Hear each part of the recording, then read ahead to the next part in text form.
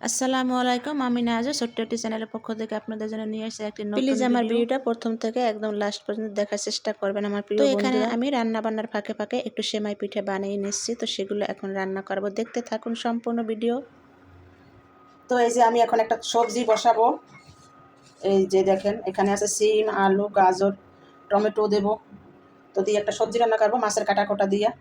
তো এই যে বসাই দিছি পাতিলা চুলা। এই যে দেখেন, এই যে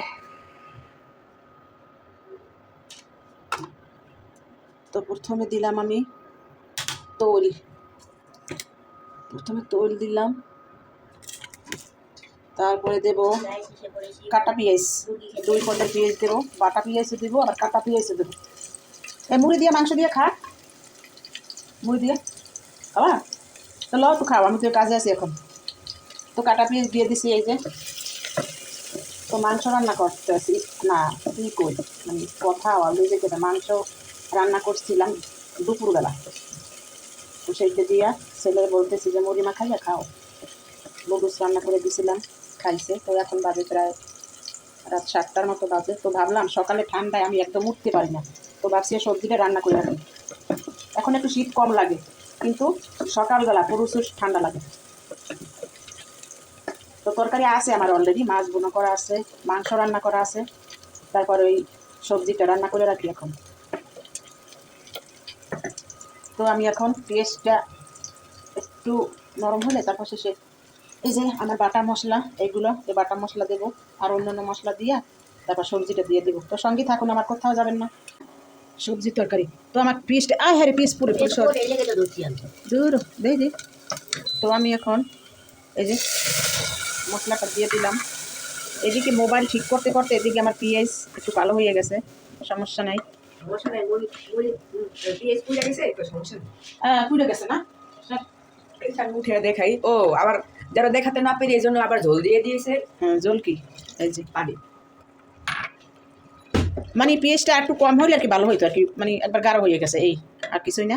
তো এখন কি দিয়ে দেবো, মরিচের গুঁড়ো অলরেডি আমি দিয়ে দিয়েছি লিকুইড করে, এখন হলুদের গুঁড়ো দেবো। তারপর দেব বাটা পেঁয়াজ, কাঁচা পেঁয়াজ সব দিয়ে দিছি। এখন দেব হয়েছে এই যে একটু সসের গুঁড়ো দিয়ে দিই সবজিটার ভিতরে, তাহলে একটু টেস্ট লাগবে। আর কি দেবো এখন, লবণ দিয়ে দেবো।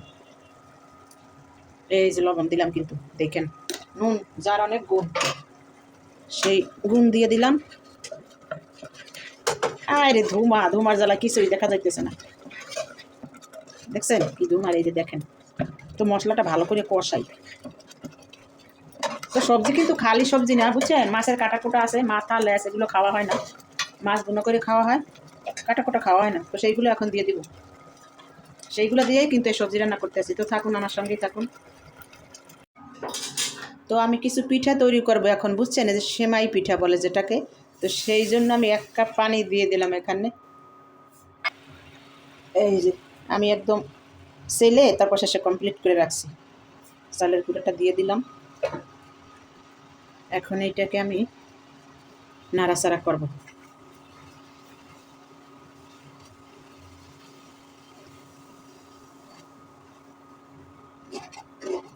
আরে লাগিস না রে,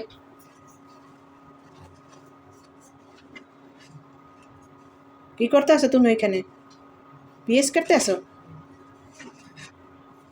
ছেলে হচ্ছে পিএস কাটতেছে, মুড়ি মাখাইয়ে খাবে।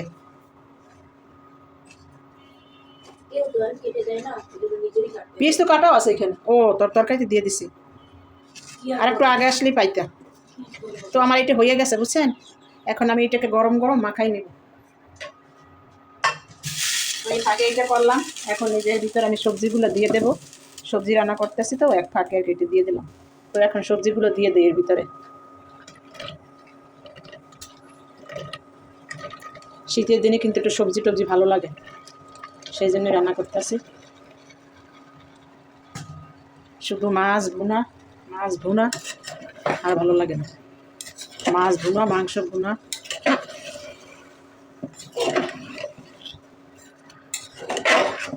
এই পাতিলাটা দিলাম কেন, তাড়াতাড়ি সিদ্ধ হবে। এই যে দেখেন আমার ছেলে পেঁয়াজ কাটছে, এই যে মুড়ি মাখাবে দেখেন। আর এই যে মাংস নিছো, মাংস রান্না করা ছিল এই যে পাতিলার ভিতরে, এই যে কাঁচাই কুড়ে নিয়ে গেছে মুড়ি মুড়ি খাওয়ানোর জন্য। টমেটো কেটে নিল, যাক নিজেরটা নিজে তৈরি করে খাক, আমি একটু বিজি আছি। আর বুঝেন তো ঠান্ডায় কোনো কাজ করতে পারি না, তো এটাকে আমি ঢাইকে দিই, হইতে থাক। সেই ফাঁকে আমি এদিকে আমার কাজ আছে সেইগুলো করি।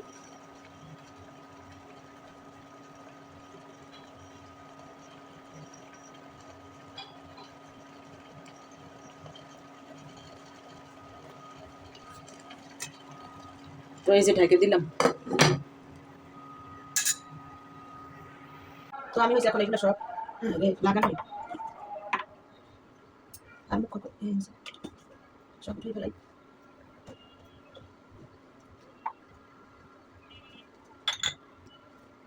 তরকারিটাও আছে আর থাকে না।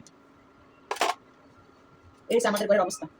আর শীত, এত শীত জানে না, সোয়েটার পরে তারপরে আবার চাদর করি, তারপরে শীত কমে না। তো এখানে এখন আমি পিঠার আয়োজন করবো। এই যে এটার ভিতরে ঢেলে দেবো। এই যে সকালবেলা কোনো কাজই করা যায় না, শীতের দিন তো মানে একটু পরিমাণে ঠান্ডা পড়ে হাত পা শিন শিন শিন শিন করে। তো এখন একটা ওরকম, এখন একটু আসলে ভালো ফিল করতেছে, শীতটা কেমন একটা লাগতেছে না। রাস্তার কাছে তো জানালা অফ করে দিছি সেই জন্য।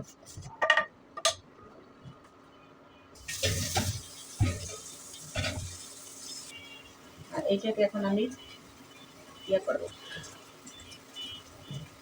মাখাবো। সঙ্গে থাকুন, কোথাও যাবে না। আমার তরকারিটা দেখুন এই যে হয়ে গেছে, এই যে হ্যাঁ লইলে আসে দিকে, এই যে শেষ তরকারি দেখাই আপনাদের। এই যে হয়ে গেছে। আর এখানে এই যে আমি আপনাদেরকে এই যে গ্রামীণ স্টাইলে সেমাই পিঠা বানাইতেছি, তো দেখেন কীভাবে বানাই, একদম সহজ, একদম ঝটফট করে তাড়াতাড়ি করে বানাই ফেলাই আমি। এই যে দেখেন এইভাবে এইভাবে প্রথমে এইভাবে লতা লতা করে, এই যে লতার মতো করছি আমি, এই যে দেখেন এইভাবে করে এইভাবে করে লতার মতো করতে হবে। এই যে দেখেন এই লতার মতো করছি না। এখন এটাকে আমি এই যে দেখেন, তো আমাদের মা শাশুড়ি এইভাবেই কিন্তু পিঠে বানাইতে, একদম ঝটফট করে গ্রামের বাড়িতে বানাইতো। আর তারা কিন্তু অনেক পিঠে বানাইতো, আমাদের মতো এরকম অল্প স্বল্প না, কিন্তু অনেক পিঠে তৈরি করতো। এখন তো দেখি মানুষ কত পদ্ধতিতে সেমাই পিঠা বানায়, মেশিন এইটা সেইটা, আমি অভাব নেই। এইভাবে যদি 2 জনে বা 3 জনে বসে পিঠা বানায় দেখছি গ্রামে, তো অল্প সময়ের মধ্যে কিন্তু অনেক পিঠে বানানো যায়। আমি একলাই বানাইছি দেখুন, তাই কত দ্রুত বানাইতেছি আর তাড়াতাড়ি হয়ে যাবে এটা। আর এগুলো বানাই সাথে সাথে রান্না করলে অনেক মজা লাগে। অনেকে কী করে শুকাই রাখতে দেয়, ঠিক আছে, শুকাই রাখলে ওইটা টেস্ট কিন্তু আলাদা, ওইটা অতটা টেস্ট লাগে না, এটা যেরকম টেস্ট লাগে। দেখেন দেখছেন কতগুলো বানাই ফেলেছি আবার। তো আমি আপনাদের সাথে শেয়ার করতেছি, তো আমার সঙ্গেই থাকুন, দেখতে থাকুন কীভাবে বানাই পিঠেগুলো। আমি একদমই সহজ, একদম দেখেন কামিয়ে মতো এভাবে দ্রুত দ্রুত করে, হাত যত চালু থাকবে তত তাড়াতাড়ি হবে। দেখছেন গ্রামীণ পদ্ধতিতে, গ্রামীণ স্টাইলে রান্না হবে, গ্রামীণ স্টাইলে। এই যে দেখেন শীতের দিনে, গ্রামের দিনে যে পিঠাটা এগুলো বানায়, এগুলোর স্বাদই কিন্তু আলাদা। তো আমি আসলে এতদিন শীতের জন্য আসলে কোনো কিছু করতে পারি না, এখন ভাবছি এক একদিন একটা করে খাবো। যদি আমাদের ঘরে পিঠা একদমই কেউ পছন্দ করে না, আমি ছাড়া কেউ পিঠা পছন্দ করে না, একমাত্র আমি একটু পিঠা পছন্দ করি। তরকারিটা আমার হয়ে গেছে, চুল অফ করে দেবো। না চুল অফ করবো না, একটু রান্না করতে হবে। আমি দেখেন কতক্ষণ জানি শেষ আমার। তো এগুলো একটু ঘুরি ছিটে দিলে না পিঠেগুলো আরও ঝরঝরে থাকে। তো দেখুন আমি এই যে আমার বানানো শেষ, এই যে দেখেন কত সুন্দর একটা ঝরঝরা হয়েছে পিঠাগুলো, দেখেন দেখছেন কত সুন্দর হয়েছে। কয় মিনিট লাগছে বানাইতে, এগুলো কিন্তু চালের গুঁড়ি। তো কলিজার বোনেরা আমার পিঠা বানানো শেষ। এখন দেখেন এই যে আমি পিঠাগুলো রান্না করব, দুধ দিয়ে দিয়েছি চুলার উপরে, দুধের ভিতরে চিনি, তারপর যা যা মশলাপাতি সব কিছু দিয়ে দিয়েছি। আর এই যে দেখেন পিঠাগুলো কীরকম হয়েছে অবশ্যই কমেন্টে জানাবেন। এই পিঠাগুলো কিন্তু আমার অনেক আপুরা দেখি অনেক রকমের মানে বানায়, বিভিন্ন ধরনের যন্ত্রপাতি মেশিনারি কিনে, কিন্তু আমি কিনি না, কারণ আমার 2টা হাতই যথেষ্ট। আল্লাহ তাআলা যে 2টা হাত দিছে, সেই হাত 2টা দিয়ে আমি সব কাজকর্ম করি, আর অত কিছু কেনার টাকাও আমার নাই। যাই হোক, তো পিঠেগুলো কীরকম হয়েছে জানাবেন। আর আমি কিন্তু সব কিছু দিয়ে পিঠেগুলো দিয়ে দিয়েছি, যে দেখেন চুলার উপরে একদম ঘন হয়ে আসছে। দেখুন হঠাৎ করেই কিন্তু আমার ঠান্ডায় গলাটা একটু বসে গেছে, এই মাত্র ভালো ছিলাম, দেখেন হঠাৎ করে।